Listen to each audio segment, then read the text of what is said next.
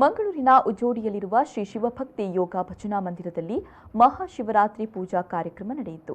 ಶ್ರೀ ಶಿವಭಕ್ತಿ ಯೋಗ ಭಜನಾ ಮಂಡಳಿಯು 82ನೇ ವಾರ್ಷಿಕೋತ್ಸವವನ್ನು ಆಚರಿಸಿಕೊಳ್ತಾ ಇದೆ.